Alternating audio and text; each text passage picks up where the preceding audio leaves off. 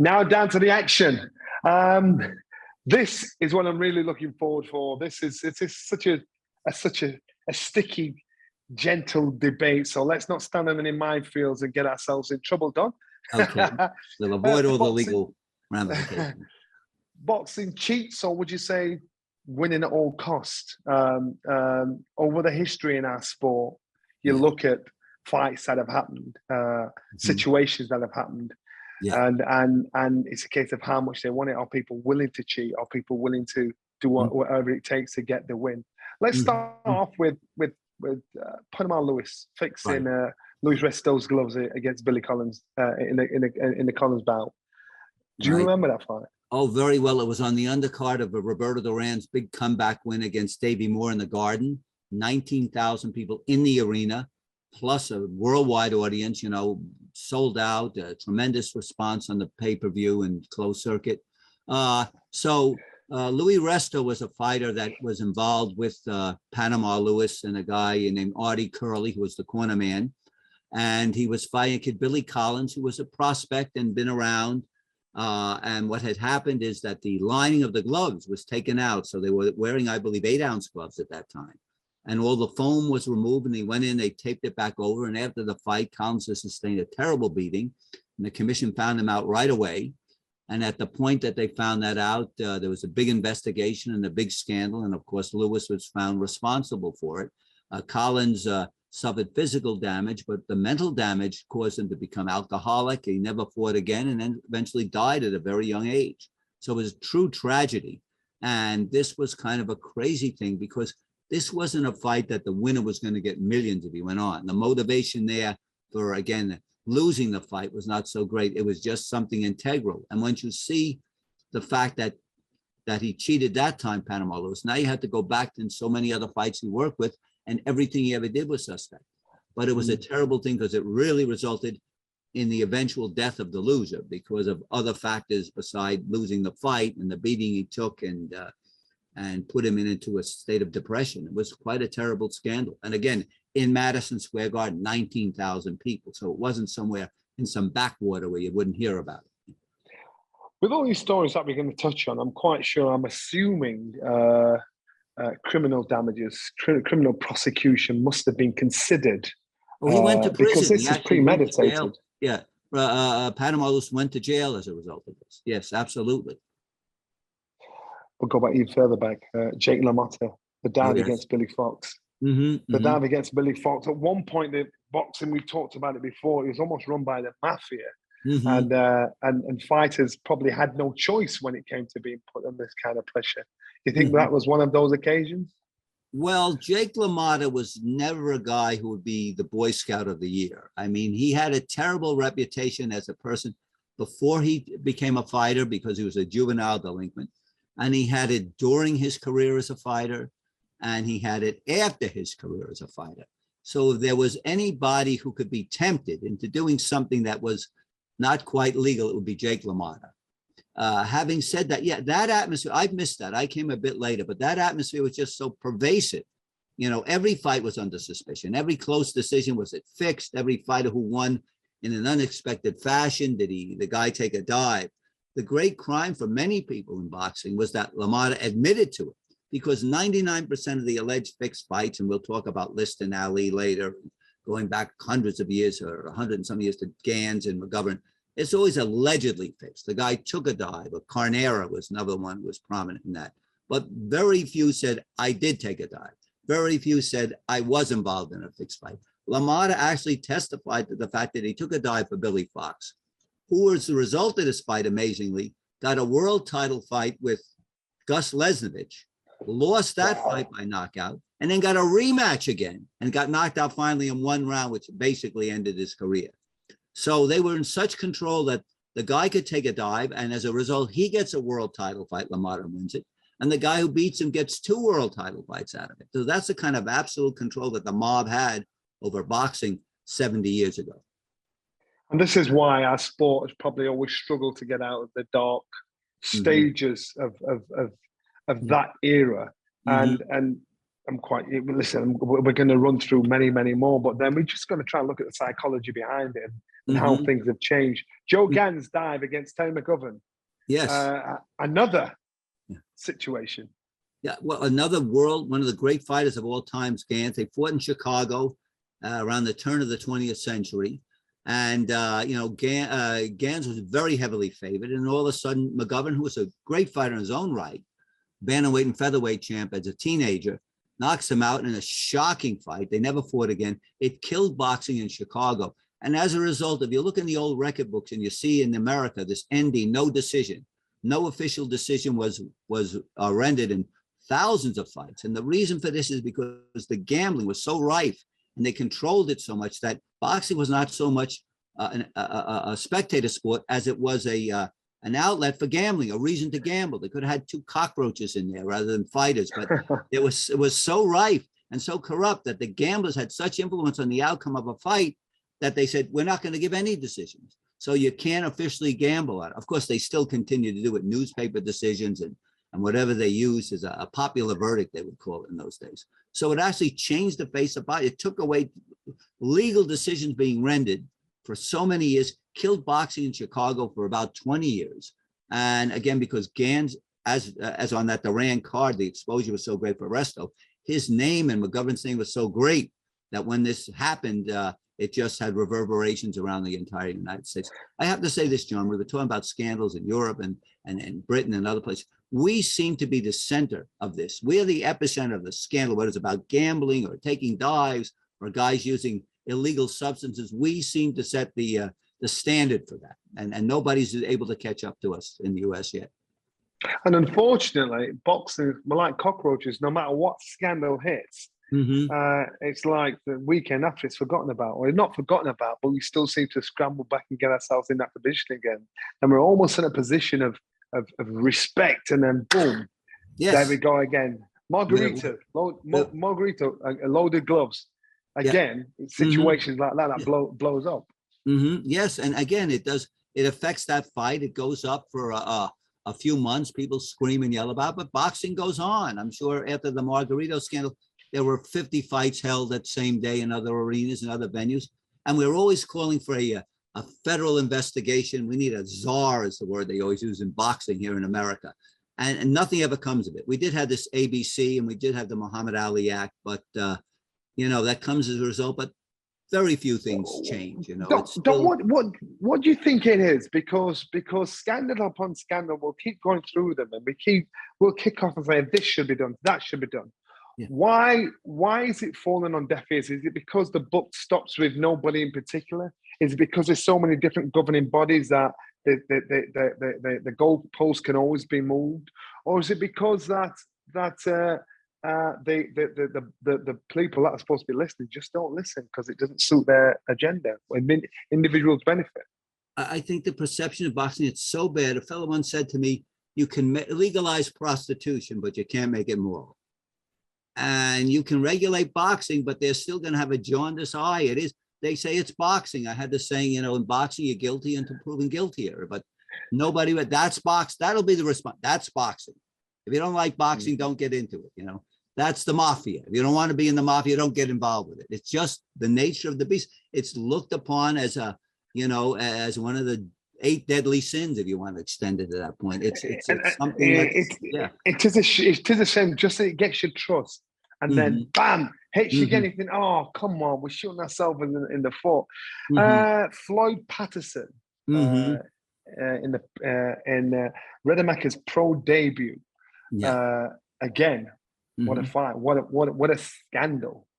Yeah, I mean, the fact that they would have the audacity to have the heavyweight champion of the world, and we're saying late in the 20th century, what that went on, in the late 1800s and early 20th century was different. There was no rating. The sport was wherever they could get a fight, they put it together. But here we go in the television age, in the that took place in, I think, 1957 or something like that. To get a guy who's the heavyweight champ, himself an Olympian, Patterson, to fight a guy comes out of the Olympics and never had a pro fight. Well, you have all these top contenders around, Machen and Harold Johnson and Sonny Liston just starting out. The audacity of the idea to do it. And they got away with it. And Rademacher actually knocked the Patterson down in that fight. But It lost money for the promoters, but yeah, they just had no concern. We can do whatever we want to do, and if you don't like it, don't buy a ticket. But Don, history almost repeated itself with Lomachenko. Did he not box for the WBO title in his second professional fight? He did, yes. But now I would say the difference between that and the Patterson fight was that fighters were winning world titles, John, with 14 and 12 and 13 professional fights, you know. And he was remarkable. Remember, we had multiple champions. You can pick and choose the guy. It might be, and Sansak Mungsuran was another one very early with a fight. He turned pro. He's a kickboxer, and I think in his third professional fight he boxed. But at least he did something. Yeah, Lomachenko, the fact he fought was quite amazing, but I think the times had changed so much where years ago, you'd be a guy would have 14 amateur fights. Harry Greb, I think, had 6 or 9, but he had 300 pro fights. Now you get the Lomachenko with the 300 amateur fights, and he'll win a title. He'll have 3 world titles by the time he has 14 fights. So I think the nature of the sport has changed when Lomachenko came in, and you saw he was able to win it. And remember this, he didn't fight the best. You have your choice now. You take the path of least resistance, 4 champs. I'm sure he did not fight the best fighter in that weight class when he won the title. He fought one of 4 champions. Here you're going in with the heavyweight champ at Patterson's time. There was one champ. You didn't fight Patterson. You didn't fight Liston. You didn't fight Marciano. You didn't fight Al. You didn't fight anybody. You had to fight the best. So I think it's changed because fighters are having fewer fights when they're champion, when they get to the champ, than in Patterson's day. And there were so many outstanding contenders, at that time that were being avoided. Again, I think I'm going to talk as an ex-fighter, right. and I suppose so, and also as a fan watching the fight itself. And I'm going to touch on Sonny Liston, Ali too. Right. And so you try and put yourself in Sonny Liston's place. And you think, if you were hit with a shot, would your reaction be the same as Sonny Liston? Well, the shot that nobody saw. Yeah. A shot that's there's so many stories about this anchor punch, this shot that was so fast, so sharp, everybody happened to blink at the same time. Yeah. But then, so you've got to look at the victim in Sonny Liston. Yes. When he's on the floor running about, you're thinking, well, if you were knocked out, you'd be either unconscious, you'd be drunk, you'd be bewildered. Yes. And so therefore it creates debate and discussion. Was it a dive? What was it? What's your take on that? Well, again, I say that's the grassy knoll of boxing. That's the Kennedy assassination of boxing, and the most controversial fight maybe of all time. Because of Liston's reputation being so great, we all forget he did lose to Ali before that and was pretty well beaten in the first fight. But he still had this reputation, this ogre, this monster, And he gets, there's so many different theories on it. You can pick one, like picking an apple off a tree. You're looking at the fight, you see he's hit with this punch. All right, I'll concede there was a punch. He goes down, he starts to get up, then he rolls over. It almost looks like an act that he's putting on. Then Ali's standing over him. Then they bring him to the corner, Jersey Joe Walker. Then they get up and they're both actually on their feet when Walcott is called over by the timekeeper, Nat Fleischer, who was the publisher of the Ring magazine, and said he's already been counted out. And then they stopped that. So the crazy confusion. But also you look at the background. You had Muhammad Ali with the black Muslims and that shooting and killing of Malcolm X. So there was a sort of air of terror over the event. You had Sonny Liston, known to be with the mob. He was the consummate mob fighter. And he pretty much was a criminal himself, a headbreaker for the mob. A guy was arrested for armed robbery. So he was a criminal, completely controlled by the mob. So there's so much background to these two guys. You're stuck between the devil and the deep blue sea. But you've also got fight number 1 where Liston was alleged to have put some sort of pepper or cheating, in the gloves to affect Ali. So again, it's who do you choose? Where do you choose? It's the sign of the times. What's happening? Is it cheating? Did he want it enough? Did he want to punish him as well as damage him? These both fights were surrounded by cheating, controversy, or hunger. Unbelievable controversy. Who knew? And the funny thing is because the Muslims, or I would say the black Muslims, as opposed to Muslims themselves, the national Islam was viewed by Americans at that time as, like a threat, a major threat. We didn't know what was going to happen. There's a lot of racial injustice in America that exploded into riots in the street. And the black Muslims were sort of like a militant situation. So there was a great fear of them that actually made Liston the hero going into the rematch. Unbelievable. Here's a guy that had everything again, no commission in New York, but never licensed in California. Yet people were rooting for him against Ali, which was unbelievable in that regard. The story I believe that I've heard, and I've heard every story, is that when Liston was, I believe this, that Liston was a shot fighter the day he beat Patterson. After he beat that, he didn't want to fight anymore. He dissipated. He came to England. He was with prostitutes. He was drinking. He was using drugs. He was just doing it. He was loved being a heavyweight champ, just didn't want to fight for it anymore. The rematch with Patterson, he had such momentum against Patterson. That was a one-round fight. The fight before the first Patterson was 1 round. So it's 3 rounds of boxing in 3 years, and he's living the highlight. The first fight he loses to Ali. They have a rematch planned in Boston. Ali gets a hernia. That's postponed. And I was told at that point, Liston just said, the hell with it. He just gave up. He went into the fight figuring he'll, whatever he does. I don't know if he thought he was going to hit with the first punch, but whatever the motivation, he just pulled a quit. And that was that. He was on his feet, but he's getting hit when he was on his feet. And it's sort of much more analogous to Duran and Leonard. Although Duran went a number of rounds, was humiliated if you saw the fight, winding up his armlet, sticking his tongue out, sticking his chin out, and Duran not being able to do anything.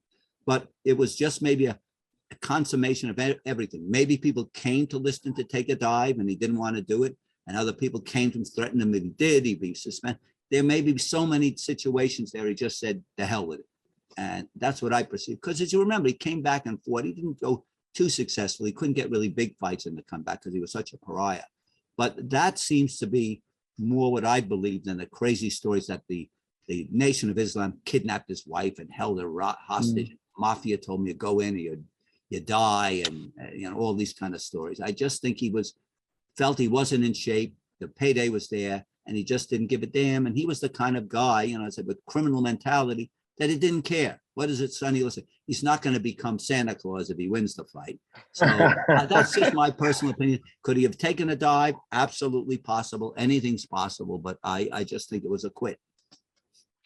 Sometimes these things happen depending on how much you want it. If you want it enough, and that Mm-hmm. rolls us onto Tyson and Holyfield. Mm-hmm. The frustration and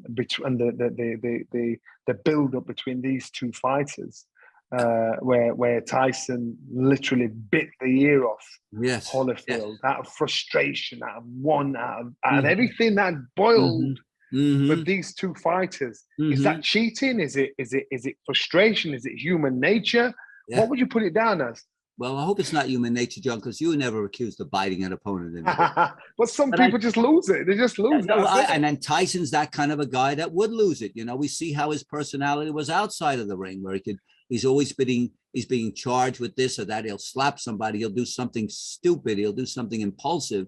And I think that was an impulsive act. Tyson always claimed that he was being headbutted by Holyfield, who was a very good fighter with his head, I'll say.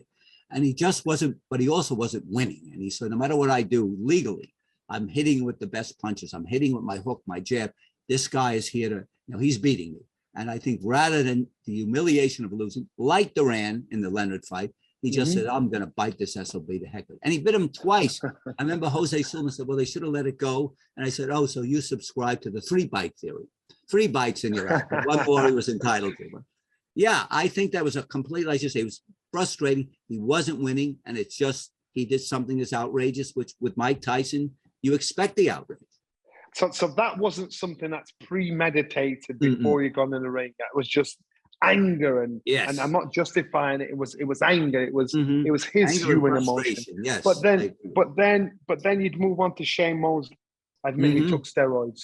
Yes. Now I have a theory on drug abuse in boxing, and that is because it's happened before, it's happened currently, and it'll happen again. And people will all, and it's not just boxing, it's in all other sports. That's right. People always try and be one step ahead of the drug testers to make sure you're not cheating. In our sport, the sport I love, maybe, just maybe, the governing bodies or the commission or whatever could say, right, when it comes to drugs, you're gonna have our drug test. When you have the drug test, we want to know who's on your team at that time of you having that drug test. So all the names that is on your team, they are part of your team. So if you fail the drug test, they fail the drug test, and everybody has the same punishment, because that then I think will reduce the cheats, because say for instance I'm a cornerman and I want to make a living because I've got a show next week and a week in a month's time, and I've got a gym full of 50 fighters, but I'm getting banned because the fighter I'm working with has cheated. I'm going to make sure it's my business to make sure, you know what, I don't like what's going on here. Because I don't think, you're looking at Shane Mosley getting done for steroids. Do I think he's smart enough and the sort of smart guy to say, you know what, I'll have this type of steroid because it does X, Y, Z? Or has he given counsel to say, take this because you'll get away with that? Does his coach not say there's a difference here? What's going on here? There's no way it can go unnoticed. So if they all get punished, there's less chance of someone trying to cheat. I'm not saying they don't cheat. There's less chance of them trying to cheat. Absolutely. Look, there's complicity. It's going to be a coach. It's going to be a trainer. It's going to be who's administrating these drugs. The fighter is complicit because he's taking them, and he knows he's not taking a vitamin B pill. You know, he knows what he's doing. But if you didn't have the enablers, they couldn't do it. And it will also, as you say, John, if I'm a trainer, have a gym, and somebody's doing it, I'm not directly involved, but one of the assistant trainers is, or his cornerman is, or hanger-on is, I'm going to make sure that fighter is clean. I'm going to insist he takes a drug test because my reputation is on line. Whether I'm complicit in it or not, whether I'm contributing to it, hey, I have to have enough conscientiousness to say, I'm going to make sure you're straight. And if you're not, I don't want to train you, regardless of the money, because it's going to affect me long-term. And I personally, my own morality will not allow me to accept this. So yes, they have to be more proactive and saying, guys, come in, you're going to get drug tested. You don't like it, don't come to this gym. You don't like it, don't have me work with you. But I have to have knowing the fact that, you're clean. And which makes common sense. Shane Mosley admitted to it. Manny Pacquiao, the allegations were for many years the Mayweather fight didn't take place. These were allegations. It wasn't proven fact that a steroid use. Right. And do you buy into that? Do you listen to that? Do you hear that? Did you hear anything on the ground in regards to that with Pacquiao? Well, I tell you, Pacquiao was always notorious. You have to question the fact that before they finally made that fight, when Pacquiao had been past his peak, he had been knocked out by Marquez, the momentum was gone. It still drew phenomenal gate because of the fact that these were the two most high-profile fighters in the world for a decade. But had they fought, say, 8 or 10 years earlier, it would have been an astounding fight. It would have been like an Ali Frazier. The fact that with that kind of money on line, $100 million, $50 million, $80 million, that Pacquiao wouldn't say, I'll take the drug test, has to make it suspicious. Why wouldn't you? It's not just a matter of pride. You have $50 or $75 million here. All you got to do is take a drug test, and he wouldn't do it. That's inconceivable to me, John. Yeah. Why not? Do it. Now say, well, I shouldn't have. Whatever. There's enough money, Johnny. As a fight. I said, John, it's $100 million purse here for you, but you've got to take a steroid test. You're not doing that. Everybody's rushing down to do it. You're clean. But why wouldn't he do it when he was at his best and had a chance to beat Mayweather? So it doesn't prove he's taken anything. It just proved, it didn't even prove he didn't. So there was a question mark there. Suspicion in the minds of everybody, Why wouldn't you have done that? For what I can't find any conceivable reason why he would say no, other than say my ego is damaged. But for $100 million, check your ego at the door and pick up the pay. And the funny thing, John, had he have fought Mayweather at his prime, he might have won. Yeah, he might have been able to beat him. So that's his legacy. But rather than submit himself to checking for steroids, he said no. So that's going to leave a suspicion in people's minds forever. I'm sure Mayweather brings it up all the time. Suspicion always is surrounded. The cloud is surrounded on Canelo also. With the tainted meat.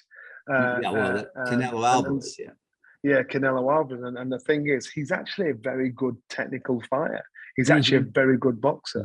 And it's such a shame because of this tainted meat. Yes. I know that whispers of allegations. Yes. It just makes it just leaves a bad taste in your mouth. No, it does. And it's going to be a cloud over his head. Look, all through the most recent years, the people who were most accused of using steroids were these fighters coming out of the Ukraine, out of Russia.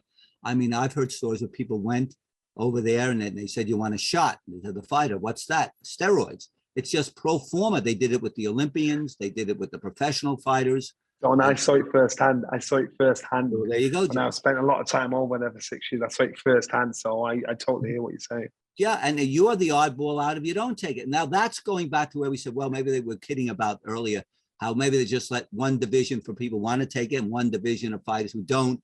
But over there, it's so everybody's taking it. You know, it's just, if you don't take it, it's an unnatural thing. So it's accepted. It's like whatever, doing exercises here, doing road work.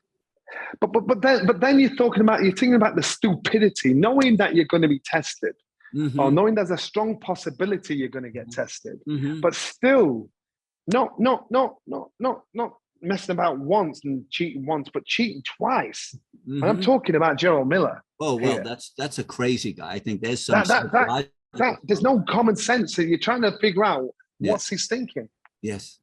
It's almost like a drug addict or an alcoholic, you know, well, you know, drinking gets you arrested every Saturday night and you keep coming back, but the drink is more important than anything else. And it's just the mindset of the guy.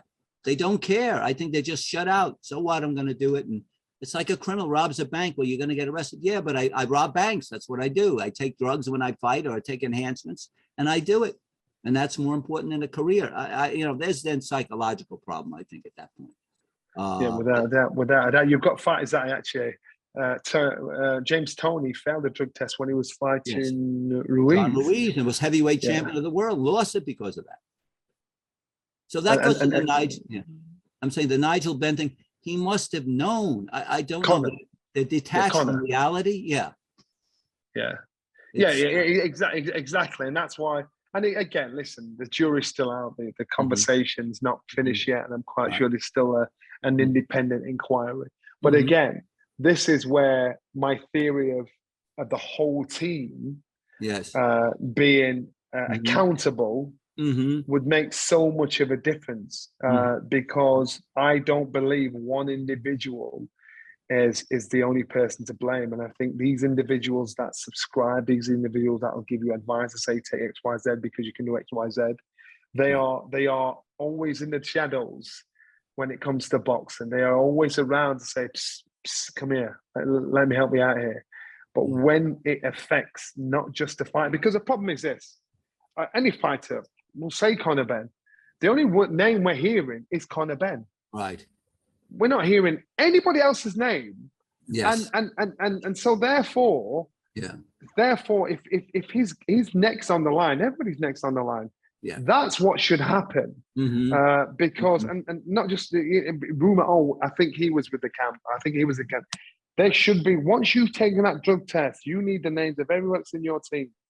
So from that point onward, once they sign on to say I am in this team, if there's a failed drug test, everybody suffers the consequences exactly the same. 100%, and then we'd be more conscientious about saying, hey, I can't risk my livelihood, my reputation. We want you to take a drug test. And if the boxer says no, then somebody's giving him this. Somebody's administrating. I don't know how you take it, by needle or by pills, orally. Somebody's saying, here it is. Somebody's going out and buying. He's buying it from someone. Somebody's supplying it. So all those people have to be responsible.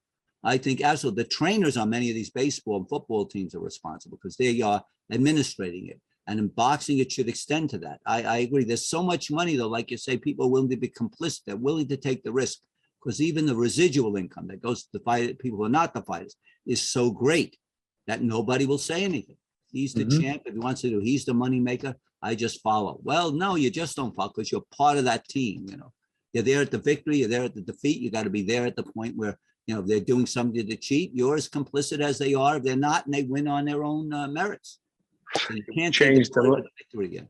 Yeah, we changed the landscape of a lot of potential failures when it comes to a drug test. But you know what, we can rumble on. I'm quite sure there's many fighters that we've missed out. I'm quite sure there's many fighters that have gotten away with it. But the net's slowly but surely closing on everybody, not just in our sport of boxing, but everywhere as it goes along.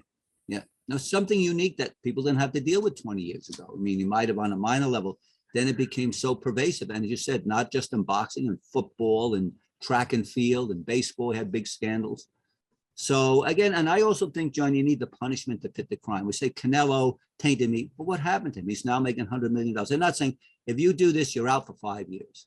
Nobody's willing to go to that point to say the punishment is so severe, don't even think about doing it. As I said, boxing is perceived as a vice. And to quote Bill Daly, the only crime in boxing is not making money. And if everybody makes enough money, they can look the other way. Great way to finish the show. Don, always a pleasure. And I'm quite sure, can I use your solicitor if we get sued? Oh, we'll get him right on the phone. Right? He's in jail serving time at the moment, but as soon as he gets sprung, we can have him. My kind of guy. Don, it's a pleasure. Thank you very much. Thank you so much, John.